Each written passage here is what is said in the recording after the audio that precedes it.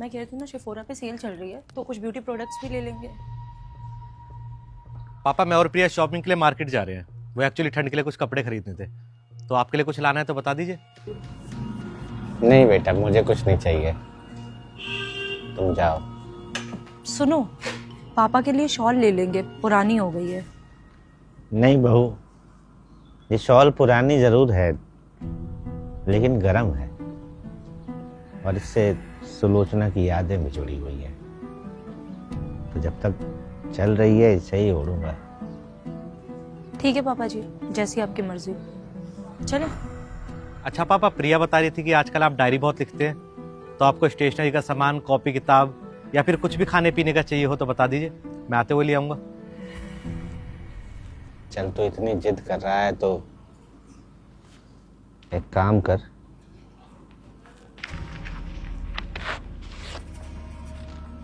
ये लिस्ट है मेरी, ये सामान ले आना। चलो।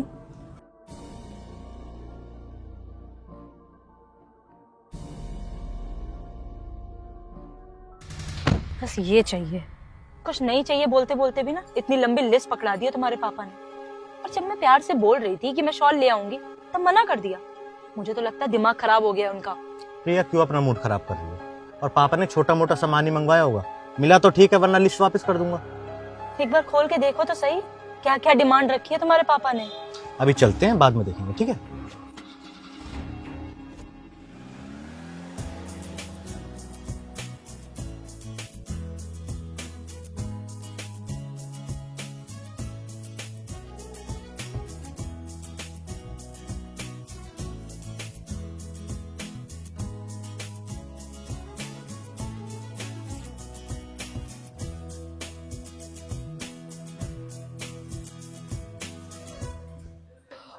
थक गए। एक बार मार्केट आ जाओ बस, फिर मन करता है ये ले लो, ये भी ले लो, ये भी ले लो, सब ले डालो। तो और कुछ सामान पसंद आ रहा था तो ले लेती, मैंने तो ऑलरेडी क्रेडिट कार्ड तुम्हें दे ही रखा था। मैं तो सामान से पूरी गाड़ी भर देती, लेकिन घर ले जाते ही तुम्हारे पापा जी, उनकी आंखें फट जाती। शिट यार, पापा का सामान तो लेना ही भूल गए। चलो जल्दी से मॉल चलते हैं। नहीं नहीं नहीं नहीं नहीं, तो मॉल जाने की जरूरत नहीं है, मॉल में सामान बहुत महंगा मिलेगा। यहाँ पास में एक लोकल मार्केट है, वहां से ले लेंगे। प्रिया, शादी के बाद ना पापा ने पहली बार कुछ सामान मांगा है, तो बेशक महंगा मिले लेकिन लेंगे मॉल से ही। करनी तुम्हें अपने मन की है तो एक काम करो, तुम खुद मॉल जाओ और सामान लेके आओ। मैं दोबारा मॉल नहीं जाने वाली। ठीक है, एक बार पढ़ लेता हूँ क्या क्या सामान है। अभी मेरी बात सुननी ही नहीं होती, हमेशा अपने मन की करनी है।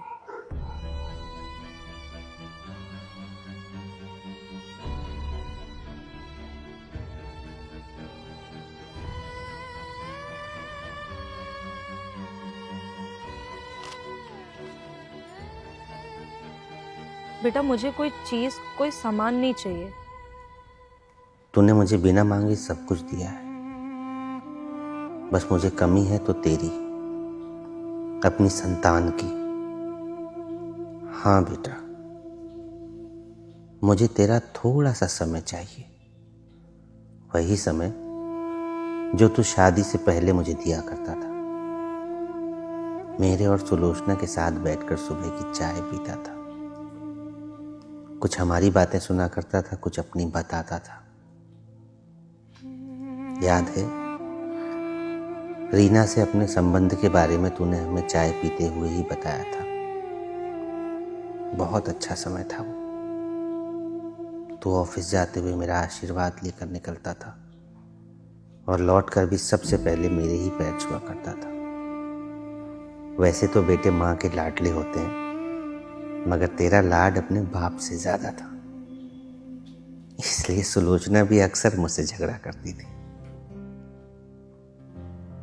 पर ये बातें अब सिर्फ याद बनकर रह गई है बेटा। सुलोचना भगवान के घर चली गई तो दुनियादारी में घिर गया, और बीच में मैं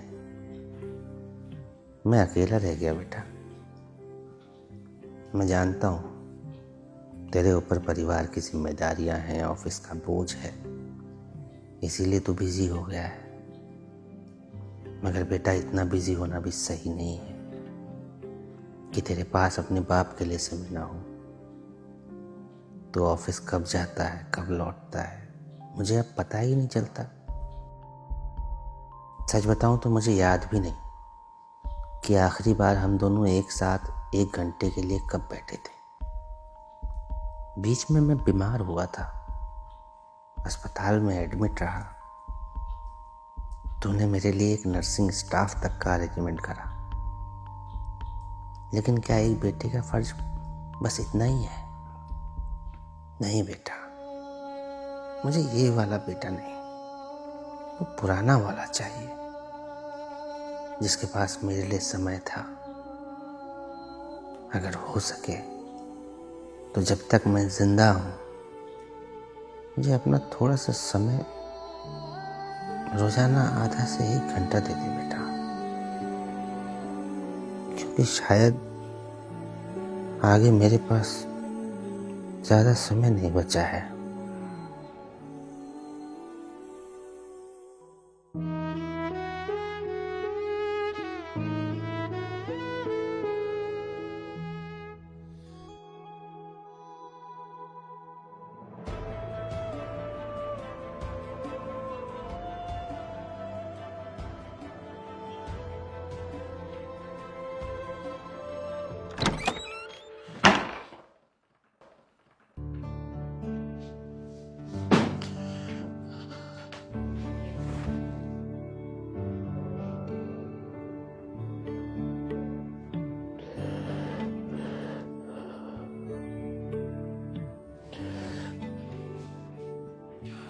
मुझे माफ करना पापा, मैंने आपको मेरी जिम्मेदारी समझा। मैं भूल गया था कि बाप की सेवा करना बेटे का फर्ज होता है, कर्ज नहीं।